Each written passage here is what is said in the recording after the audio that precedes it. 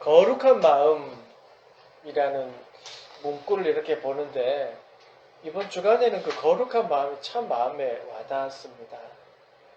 참 그리고 아름다운 단어 문구다라는 생각이 들었습니다. 거룩한 마음, 이거는 우리 믿는 자들이 더 마음에 와닿는 단어가 거룩한 마음인 것 같습니다.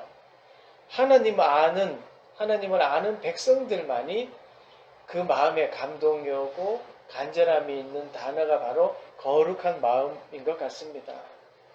오늘 본문은 오랜만에 구약 말씀을 봅니다. 조금 배경 설명이 좀 필요합니다. 호세아 선지서입니다.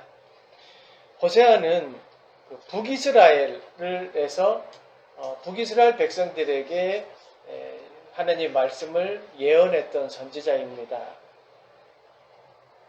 솔로몬을 이어서 왕이 된 사람이 그 아들이 르호보암 왕이었습니다.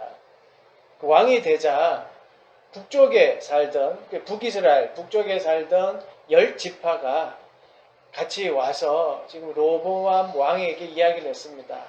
세금이 너무 많습니다. 세금을 좀 줄여주십시오 라고 했습니다. 그때 이 르호보암 왕이 원로들에게 의견을 물었습니다. 어떻게 하면 좋을까요? 했더니 원로들이 이렇게 이야기했습니다. 세금을 낮춰주면 더 그들이 충성할 것입니다 라고 조언을 해주었습니다. 그래서 그 말을 들었으면 좋았을 텐데 르호보암 왕이 그러지 않고 친구들에게 물었습니다. 당시에 예루살렘 학교 동문이겠죠? 그러니까 친구들에게 어떻게 하면 좋겠냐라고 물었습니다.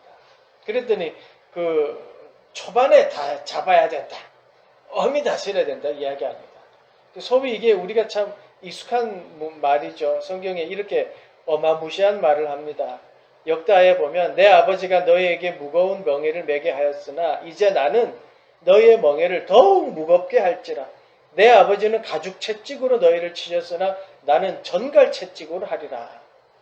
이렇게 하소서라고 이제 친구들이 이야기해서 그렇게 했습니다.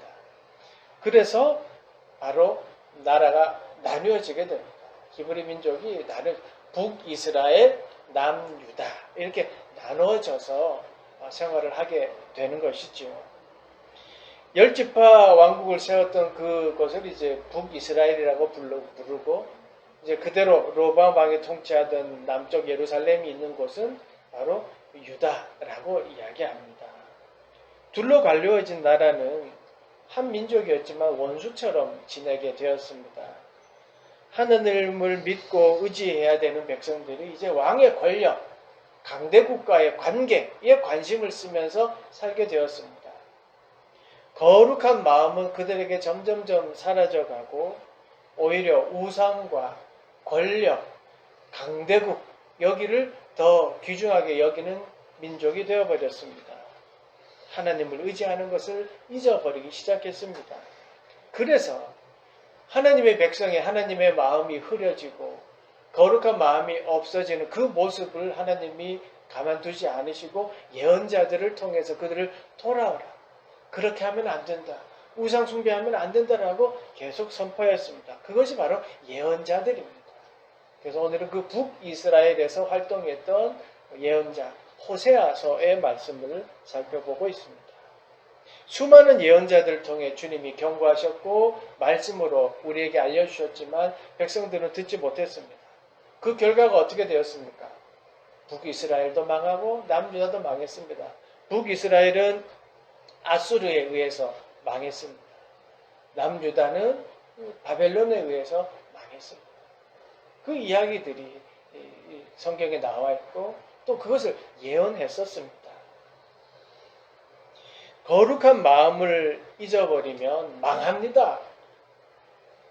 이스라엘은 하나님을 잊었습니다. 그래서 망했습니다. 이스라엘은 하나님을 잊었지만 우리는 하나님을 알아가야 합니다. 하나님을 알아가야 합니다. 여러분 무조건 믿어지는 것도 사실 은혜입니다.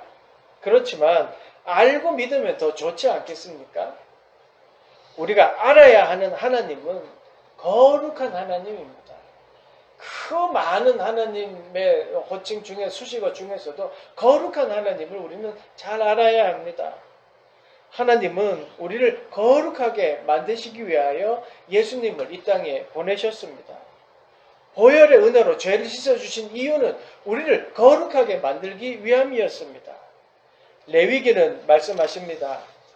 너는 이스라엘 자손의 온 회중에게 말하여 이르라. 너희는 거룩하라. 이는 나 여호와 너희 하나님이 거룩함이라 라고 말씀하셨습니다. 하나님은 거룩하십니다. 거룩한 하나님을 알려고 힘쓰는 것, 이게 바로 거룩한 마음이고 하나님의 백성의 의무입니다. 오늘 본문 3절 상반절은 이렇게 말합니다. 우리가 여호와를 알자, 힘써 여호와를 알자라고 합니다. 이스라엘은 하나님을 점점 잊혀져 갔습니다. 그런 삶을 살았습니다. 그 삶을 호세아는 선포합니다. 세상 문화에 휩쓸려 우상을 숭배하면서 잘못된 줄도 모르고 하나님과 세속적 우상을 구분할 줄도 모르고 하나님과 창조주 하나님을 잊어버리고 선택받은 그 백성임도 잊어버리고 소위 지 마음대로 살아가는 그 백성들을 향해 선포합니다. 여호와를 알자. 힘써 여호와를 알자. 주님을 알기 위해서 애써보자 라고 선포하고 있습니다. 표준 세번역에서는 애써 주를 알자라고 했습니다.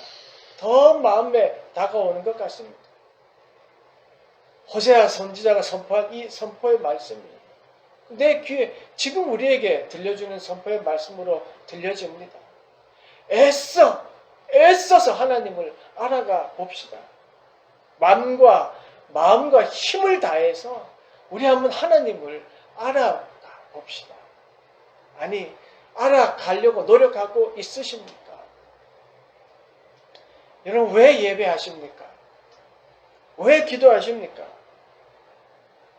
내 자식 잘 되고 또 승진하려고 애쓰고 또 집을 사려고 하는 그 애쓰, 물론 그것도 필요한 일입니다. 그렇지만 적어도 내가 집 살려고 애쓰고 자식 잘 되려고 애쓰는 만큼 하나님을 알아가려고 애쓰는 마음이, 그런 마음이 있어야 한다는 말씀입니다. 그런 하나님을 알려고 애쓰자고 드리는 말씀입니다. 거룩한 하나님을 알지 못하면 엉뚱한 것에 신경 쓰게 되어 있습니다. 이스라엘은요, 많은 재물이 하나님의 기분을 좋게 한다고 여겼습니다. 5장 6절 한번 보십시오. 5장 6절. 그들이 양떼와 소떼를 끌고 여호와를 찾으러 갈지라도 만나지 못할 것은 이미 그들에게서 떠나셨습니다. 하나님 앞에요. 양떼라고 했습니다. 얼마나 많은 겁니까? 소떼라고 했습니다. 얼마나 많습니까? 그러나 그것을 가지고 번제를 드린다고 해도 거룩한 마음이 없으면 하나님은 그곳에 없습니다. 많은 재물, 싱싱한 재물을 하나님이 원하시는 것이 아닙니다. 6장 6절 보십시오. 호세아 6장 6절. 나는 인애를 원하고 제사를 원하지 아니하며 번제보다 하나님을 아는 것을 원하노라. 화려하고 퍼포먼스 있는 예배, 수많은 사람들이 모였다 하더라도 그곳에 하나님이 중심이 되지 않고 거룩한 마음이 없으면 하나님은 그곳에 없습니다. 거룩한 마음이 사라지면 하나님도 떠납니다. 이스라엘은 이방 바알신을 섬기듯이 하나님을 섬겼습니다. 많은 재물을 좋아하는 바알신처럼 우리 하나님도 많은 재물만 갖다 주면 좋아하는 줄 알았습니다. 그런데 아닙니다. 거짓 바알신은 헛된 많은 재물을 좋아할지 몰라도 진실된 하나님은 거룩한 마음을 원하십니다. 그래서 우리가 하나님을 알아가야 합니다. 하나님을 알아야 하나님을 잘 섬길 수 있습니다.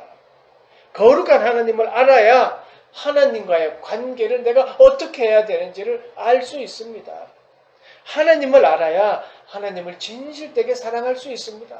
어찌 하나님을 잘 모르면서 사랑한다라고 고백할 수 있겠습니까? 우리는 하나님을 잘 알아야 되고 그 알아가는데 힘써야 애써야 합니다. 이스라엘 백성들은 하나님의 마음을 잃어버렸습니다. 하나님의 마음을 잊었지만 우리는 하나님의 마음을 알아가야 합니다. 하나님의 마음을 알면 중요한 것이 무엇인지 깨닫게 됩니다. 하나님의 마음을 알면 내 죄가 드러납니다. 하나님의 마음을 모르면요, 하나님은 만물 자판기와 같게 여깁니다.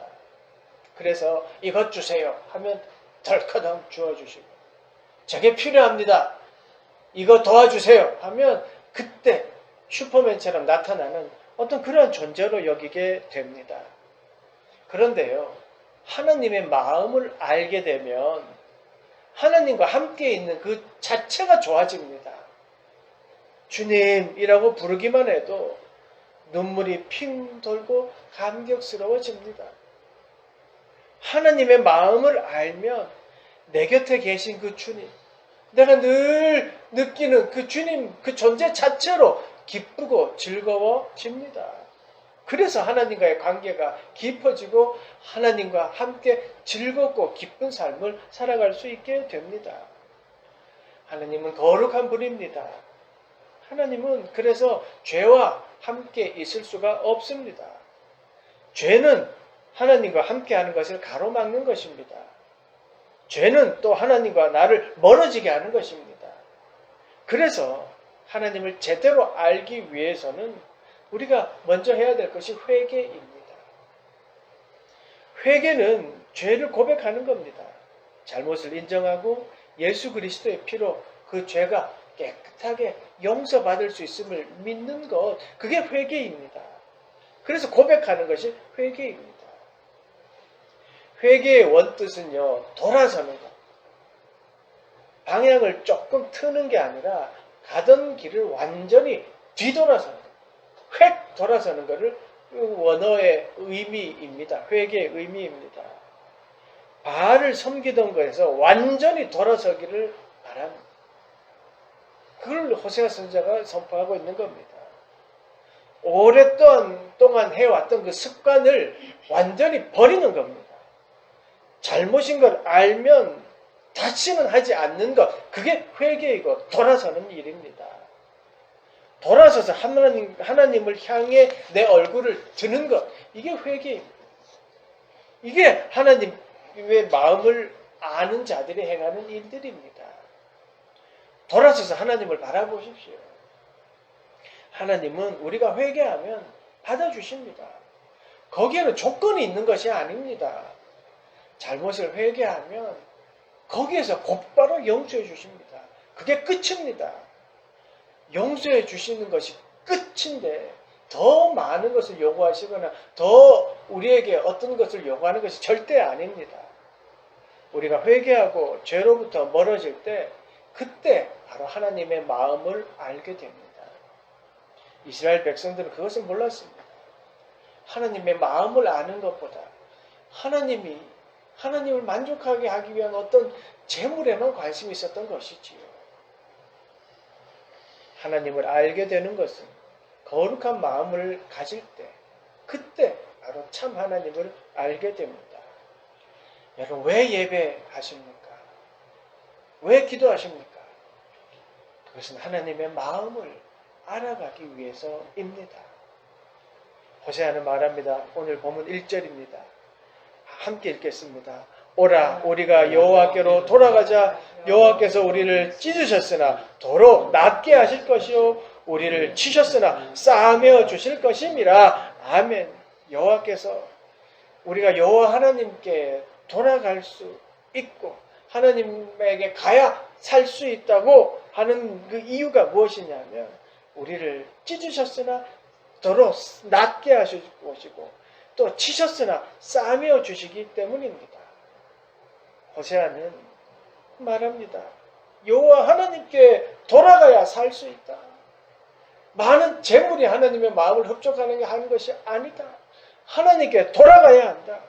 하나님께 돌아가자. 여호와 하나님께 돌아가자.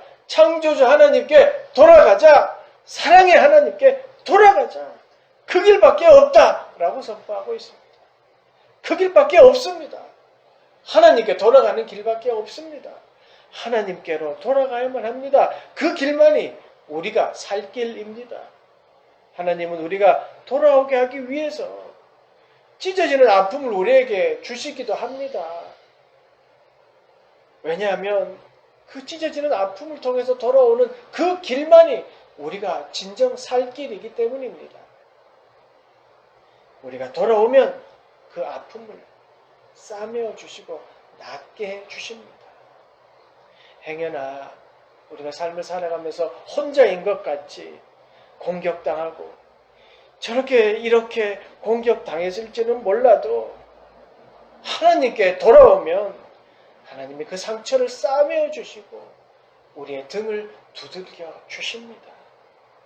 주님은 오히려 상처받고 깨어진 우리를 보고 오히려 더 큰 눈물을 흘리십니다. 하나님은 우리의 상처를 싸매어 주시고 그 고통을 함께 감당하시는 분이 우리 주님이십니다. 이스라엘은 하나님의 회복을 잊었습니다. 그러나 우리는 하나님의 회복을 믿어야 합니다. 하나님은 하나님께 돌아오면 회복시켜 주십니다. 그 상처를 싸매어 주시고 낫게 하십니다.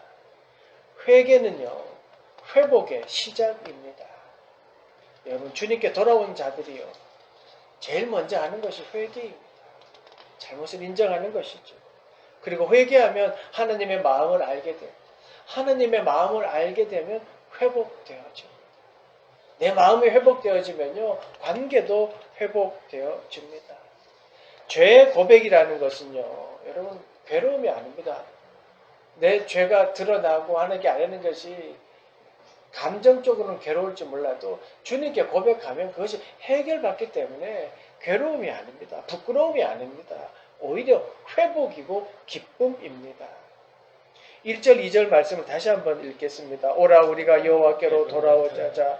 여호와께서 우리를 찢으셨으나 도로 낫게 하실 것이요 우리를 치셨으나 싸매어 주실 것입니다. 여호와께서 이틀 후에 우리를 살리시며 셋째 날에 우리를 일으키시리니 우리가 그의 앞에서 살리라. 주님께 돌아가는 것이 살 길입니다. 하나님 우리를 살리십니다. 하나님은 우리를 일으키십니다. 셋째 날에 일으키신다는 말씀을 보면서 3일 만에 부활하신 예수님이 생각납니다. 그렇습니다. 부활의 주님은 죽임을 이기셨습니다. 못자국 났던 손과 발을 회복시켜 주셨습니다. 하나님이 그렇게 하셨습니다. 우리도 마찬가지입니다.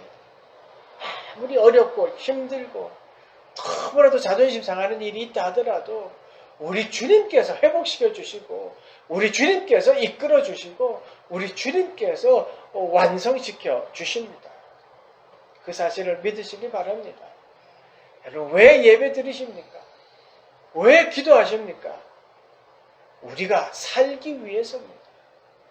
회복시켜 주신 하나님을 믿고 우리가 살기 위해서입니다.